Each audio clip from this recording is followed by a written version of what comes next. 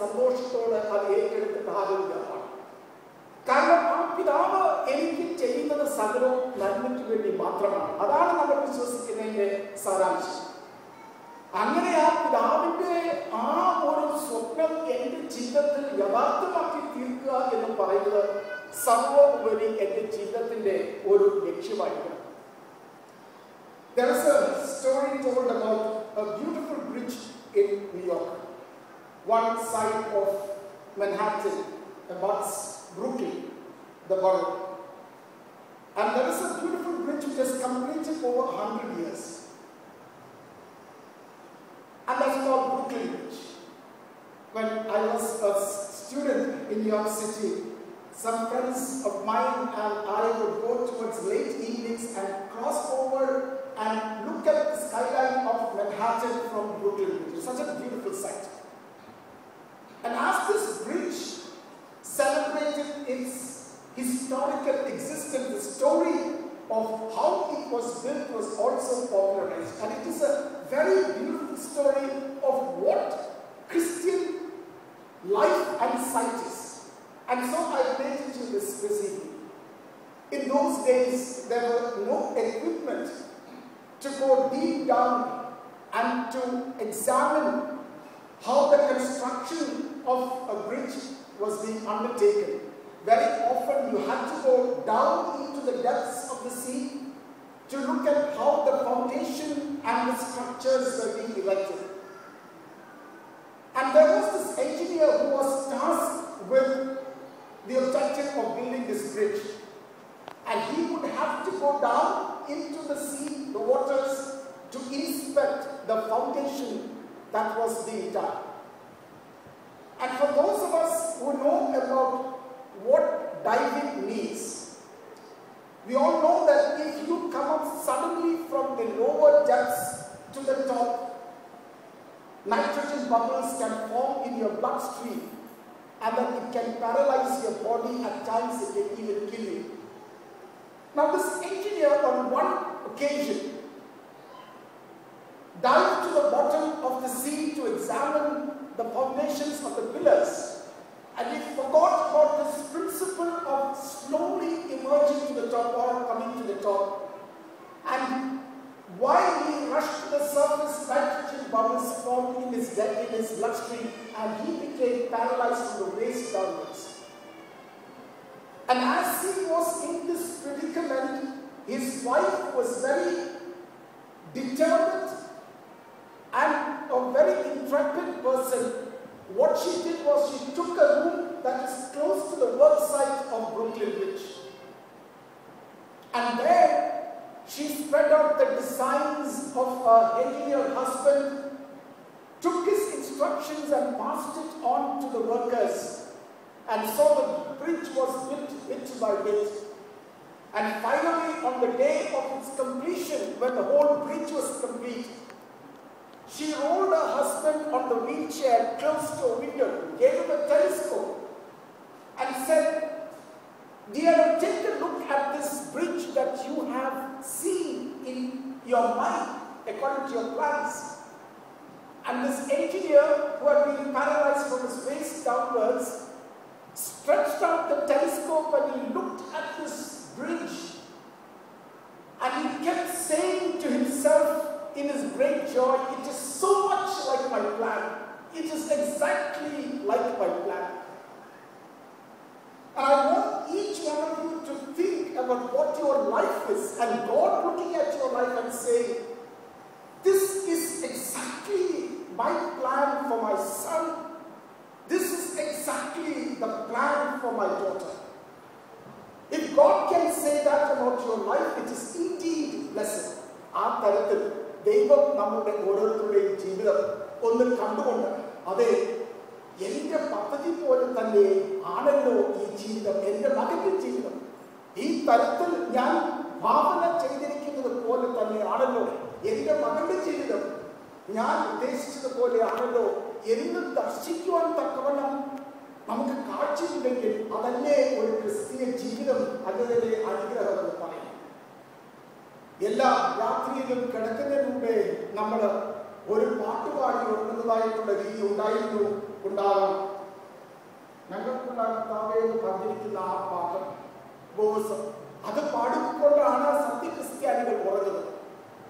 അതിനുള്ള ഒരു ഭാഗം ഒന്ന് ഉദ്ധരിച്ചു കൊള്ളട്ടെ. നിൻ തിരുമനസ്സിനെ ഞാനറിഞ്ഞു, ഞാനതിനെ ചെയ്യുവാനായി, നിൻ തിരുമനഗുണം അതിനാലേ എനിക്ക് നീ മനഗുണം ചെയ്യണമേ. ജീവിതം എന്ന് പറയുന്നത് ഒരു പട്ടികയെ ഇത് ചെയ്യാം അത് ചെയ്യാം എന്നുള്ളതല്ല ക്രിസ്തുവാണ്. എന്റെ പിതാവിന്റെ മനസ്സ് എന്നതാണെന്ന് ഗ്രഹിക്കത്തക്കവണ്ണം എന്റെ ജീവിതത്തിൽ ആന്തരികമായ കാഴ്ചപ്പാടുണ്ടെങ്കിൽ അവിടെയാണ് എന്റെ ക്രിസ്തീയ ജീവിതത്തിന്റെ അനുഭവമായി തീരുന്നത്. എപ്രകാരം എന്റെ പിതാവിനെ സന്തോഷിപ്പിക്കുന്നത് മാത്രം എന്റെ ജീവിതത്തിൽ ചെയ്യും, എന്റെ പിതാവിനെ ദുഃഖിപ്പിക്കുന്നത് ഒന്നും തന്നെയും എന്റെ ജീവിതത്തിൽ ഞാൻ പ്രവർത്തിക്കുകയില്ല എന്നുള്ള തീരുമാനത്തോടുകൂടി കാഴ്ചപ്പാടോടുകൂടി ജീവിതത്തെ ക്രമപ്പെടുത്തുമ്പോഴത്തേക്കാണ് നമ്മുടെ ജീവിതം ധന്യമായി തീരുന്നത്. പക്ഷെ അതുകൊണ്ടും അവസാനിക്കുന്നില്ല. ഒരു ദർശനം അത് തന്നെ. രണ്ടാമത്തെ ദർശനം എന്ന് പറഞ്ഞിരിക്കുന്നത് അവരവരുടെ ജീവിതത്തിലെ ഉള്ളിലേക്കൊന്ന് കടന്നു ചെന്നിട്ട് ഒന്ന് സൂക്ഷിച്ചു നോക്കണം. അതാണ് ജീവിതത്തിൽ ആവശ്യമായിരിക്കുന്നത്. സോക്രട്ടീസ് ആ യവന ചിന്തകൻ പറയുകയുണ്ടായി, an unexamined life is not worth living. An unexamined life is not worth living. ഒന്ന് പരിശോധനയ്ക്ക് ജീവിതത്തെ വല്ലപ്പോഴും ഒന്ന് വിധേയപ്പെടുത്തുക. ആ ദൈവത്തിന്റെ സന്നിധിയിൽ ഒരല്പനേരം ഇരിക്കുമ്പോൾ ആ തേജസ്സിന്റെ വെളിച്ചത്തിൽ നമ്മുടെ ജീവിതത്തെ പരിശോധിച്ച് നോക്കുമ്പോൾ മാത്രമാണ് നമ്മളുടെ ജീവിതത്തിന്റെ യഥാസ്ഥിതി മനസ്സിലാക്കാനായിട്ട് സാധിക്കുന്നത്. ഒരു ആശാഴ്ചയും കൂടി നമ്മളെ പിന്നിട്ടിരിക്കുകയാണ്. കുമ്പസാരം എന്ന് പറഞ്ഞിരിക്കുന്നത് നമ്മളെല്ലാവരും നിർവഹിച്ചിരിക്കുന്നതായിട്ടുള്ള കർമ്മമാണ്. അതിന്റെ അനുഭവം എന്താണ് എന്ന് എനിക്കറിയത്തില്ല. ഞാനിത് എടുത്തു പറഞ്ഞതിന്റെ കാര്യം ജീവിതത്തിൽ ഒരു ആവശ്യം ഉണ്ടാകണം. എന്റെ ജീവിതം ഒന്ന് പരിശോധിച്ച് നോക്കണം. നമ്മുടെ സഭ പഠിപ്പിക്കുന്നത് കുമ്പസാരത്തിന് പോകുന്നത് ഒരല്പനേരം ദൈവസന്നിധിയിൽ ജീവിതത്തിൽ ഒരു പരിശോധന. എന്റെ ജീവിതം ഏത് നിലയിലാണ് കഴിയുന്നത്? അച്ഛനായിരിക്കുമ്പോഴത്തേക്ക് ഇടവകളിൽ കുമ്പസാരം ആശാഴ്ചയാകുമ്പോഴത്തേക്ക് പിന്നെ എല്ലാവരുടെയും കുമ്പസാരം കേൾക്കാൻ അച്ഛന്മാർക്ക് സമയമില്ലെങ്കിൽ പോലും അങ്ങനെ സമയമുണ്ടാക്കി കുമ്പസാരിപ്പിക്കുന്നതായിട്ടുള്ള രീതിയാണല്ലോ ആശാഴ്ച എന്ന് പറയുന്നത്. അപ്പോൾ ആൾക്കാരുടെ കുമ്പസാരിച്ച് വരുമ്പോഴത്തേക്ക് നമ്മൾ ചോദിക്കുന്നതാണ്, കഴിഞ്ഞ കുമ്പസാരം, ഞാൻ ഒരു വർഷം മുമ്പേ കഴിഞ്ഞ കുമ്പസാരം കഴിഞ്ഞിട്ട് എന്തെങ്കിലും ഏറ്റുപറയുവാനുണ്ടോ? ഒരു നിശബ്ദം. ഒരു വർഷത്തിനകം ഒരു പാപം ചെയ്യാത്ത വ്യക്തികളാണ് മിക്കവാറും നമ്മൾ ഇടവകയിൽ ഭൂരിപക്ഷം. എത്രയോ അനുഗ്രഹിക്കപ്പെട്ട സഭയാണെന്ന് വിചാരിച്ചതോ ഈ സഭ വിശുദ്ധന്മാരും ശുദ്ധിമതികളെ കൊണ്ട് നിറഞ്ഞിരിക്കുന്നതായിട്ടുള്ള സഭയാണ് അല്ലെ? കുമ്പസാരിക്കാനായിട്ടൊന്നുമില്ല.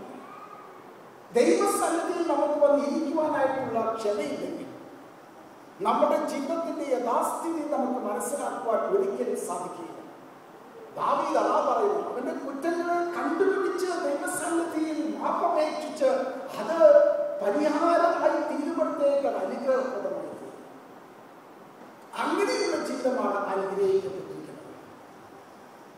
കേട്ടുകൊണ്ടിരിക്കുന്ന സഹോദരി സഹോദരങ്ങളെ, ജീവിതം ഒരു പരിശോധനയ്ക്ക് വിധേയപ്പെടുക എന്ന് പറയുമ്പോൾ ദൈവസന്നിധിയിൽ നിശബ്ദമായിട്ട് ഇരുന്നുകൊണ്ട് ജീവിതത്തെ പരിശോധിച്ച് നോക്കുമ്പോഴാണ് അതിന്റെ കുറവുകളും നമ്മളെ മുറുകെ പിടിച്ചിരിക്കുന്ന തെറ്റുകളും കണ്ടുപിടിക്കാനായിട്ട് സാധിക്കുന്നത്. Life becomes a source of relationship with God when you examine it in the light of God's grace. Where are your shortcomings? What is wrong with your life? That God alone can show you. Only God can show you. നമ്മൾ വിചാരിക്കും എനിക്ക് നന്മ തിന്മകളെ തിരിച്ചറിയുവാനായിട്ടുള്ള കഴിവുണ്ട്. ഇല്ല, അതും ദൈവത്തിന്റെ ആത്മാവിന്റെ വരമാണ്.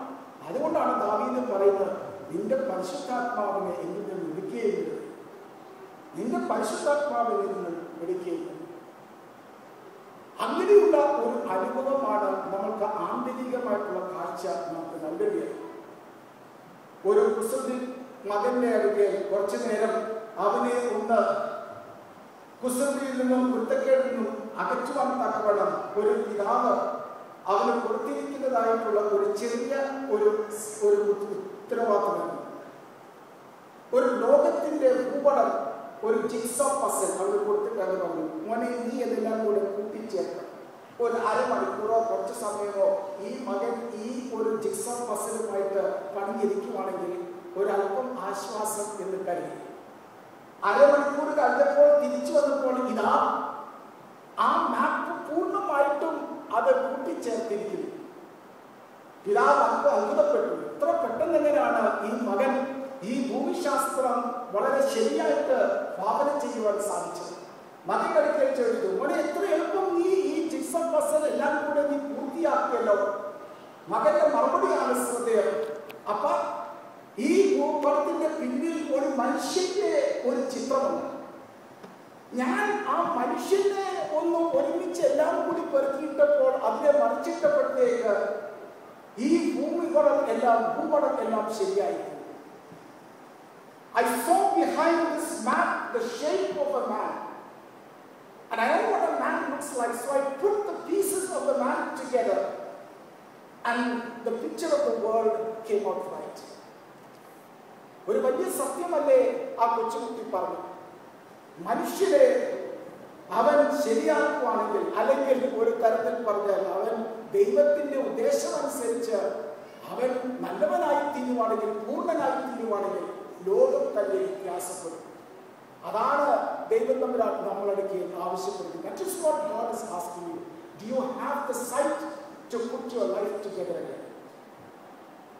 നമ്മുടെ വളരെയധികം ഇതര ക്രിസ്തീയ വിഭാഗങ്ങൾ വന്ന് പറയുന്നു, Are you born again?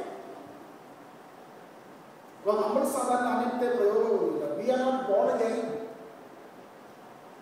We are not the expression that we have accepted Jesus Christ on a particular day. അങ്ങനെ ഒന്നും സാക്ഷ്യം നൽകില്ല. കാരണം അതിൽ നിന്ന് വളരെ വ്യത്യസ്തമായിട്ടുള്ള അനുഭവമാണ് ഒരു പൗരസ്ത്യ ക്രിസ്ത്യാനി. It is to be transformed into the image and likeness of Jesus Christ. യേശു ക്രിസ്തുവിനെ പോലെ ആയിത്തീരണം. അതാണ് ജീവിതത്തിന്റെ ഉദ്ദേശം, ലക്ഷ്യം എന്ന് പറയുന്നത്. കേവലം പാപത്തിൽ നിന്നും രക്ഷപ്പെടുവാൻ മാത്രമല്ല ജീവിതം എന്ന് പറയും. അവനൊരു ദിവസം യേശുക്രിസ്തു അവന്റെ ജീവിതത്തിന്റെ ഒരു അനുഭവമായി തീരണം എന്ന് മാത്രമല്ല, അവൻ യേശുക്രിസ്തുവിനെ പോലെയായി. എന്നാൽ മാത്രമേ ജീവിതത്തിന്റെ പൂർണ്ണതയിൽ എത്താൻ സാധിക്കുള്ളൂ. പരിശുദ്ധനായ പൗലോസ്ലീഹ 1 കൊരിന്ത്യർ 15:49 പറയുന്നു, Surely as we are born the image of the man from earth, we shall bear the image of the man from heaven. സ്വർഗത്തിലെ ആ ദൈവപുത്രന്റെ സ്വരൂപം നമ്മൾ പ്രാപിക്കും. സൂക്ഷ്മം അതിനുവേണ്ടിയാണ് നമ്മളെ ആക്കി തീർത്തിരിക്കുന്നത്. അതാണ് അത്ര ശ്രേഷ്ഠമായിരിക്കുന്ന ഒരു നിലവാരത്തിലേക്കാണ് നമ്മളെ ഏവരെയും ദൈവം ക്ഷണിച്ചുകൊണ്ടിരിക്കുന്നത്. ഒരാശയം കൂടി പറഞ്ഞുകൊണ്ട് ഞാൻ ഇന്നത്തെ ധ്യാനം അവസാനിപ്പിച്ചോളാം. പിതാവിന്റെ മനസ്സിനെ കണ്ടു, എൻ്റെ ജീവിതത്തെ ഞാൻ പരിശോധിച്ചു നോക്കി. ഒരു കാര്യം കൂടി ആവശ്യമുണ്ട്. എൻ്റെ ദൈവത്തിൻ്റെ ഉദ്ദേശം സൃഷ്ടിയെക്കുറിച്ച് എന്താണ്? What is my God's, my father's dream for the world? എൻ്റെ ജീവിതം അതിൻ്റെ ഒരു ഭാഗം മാത്രമാണല്ലോ.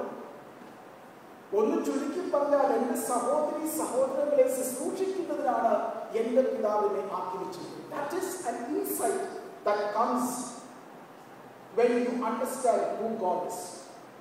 When you understand who God is. What is God's design for the world? നിങ്ങളെ എന്തിനാണ് അമേരിക്കയിൽ കൊണ്ട് മാറ്റിയിരിക്കുന്നത്?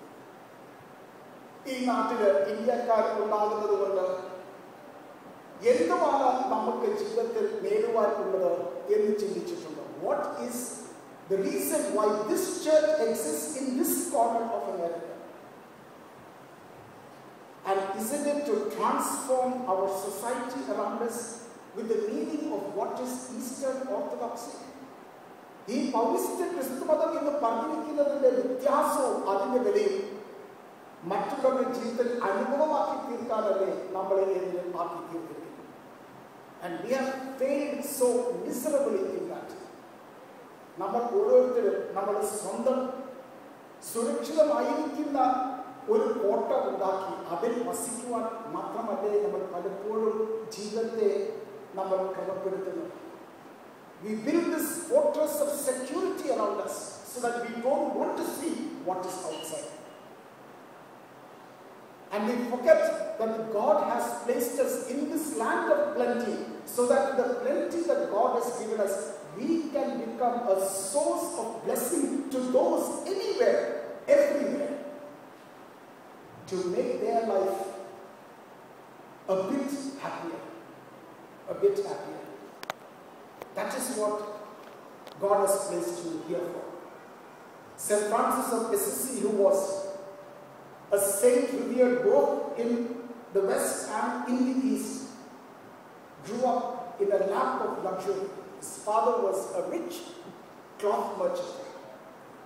And one day, astride a beautiful horse, he rode to the town of Assisi and he looked around and he saw a leper covered with sores and oozing with pus, a most repugnant sight.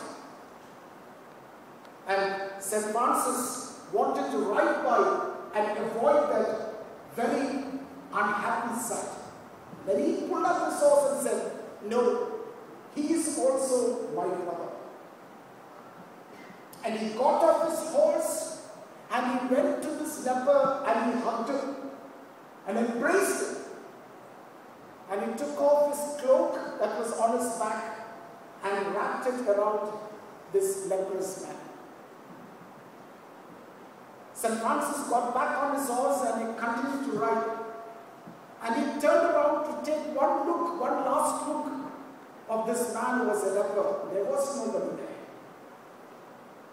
Those who written the story of St. Francis say that it was Jesus Christ who had come to visit St. Francis. We often forget that our brothers and sisters are created in the image and likeness of Jesus. When you can open your eyes and look at them and see the face of Christ, you know God understood what is God's plan for your life. Only then can Eastern Orthodoxy become meaningful. Only then can Eastern Christians become true witnesses of what is the tradition of St. Thomas that God has given us. ഞാൻ എൻ്റെ വാക്കുകൾ ഉപസംഹരിക്കുകയാണ്. ആന്തരികമായിട്ടുള്ള കാഴ്ചപ്പാട്. നമ്മളൊക്കെ ചെരിഞ്ഞേച്ച് ശിലോവാം കുളത്തിൽ പോയി കഴുകുവാനായിട്ട് കർത്താവ് ആഹ്വാനം ചെയ്യും. ഓർത്തുകൊള്ളണം, വിധി എഴുതി വെച്ചിട്ടുണ്ട്. ഞാൻ വന്നിരിക്കുന്നത് കാഴ്ചയുള്ളവർക്ക് കാഴ്ച ഇല്ലാതാകാൻ, കാഴ്ചയില്ലാത്തവർക്ക് കാഴ്ച ലഭിക്കാനായിട്ടാണ് വന്നിരിക്കുന്നത്. നമ്മളെക്കുറിച്ചുള്ള വിധി ഏത് തരത്തിലായിരിക്കും എന്ന് ഓരോ ക്രിസ്ത്യാനിയും ജീവിതത്തിൽ തൂക്കിലെത്തണം. എന്നാൽ മാത്രമേ ഉത്തരം കിട്ടുകയുള്ളൂ.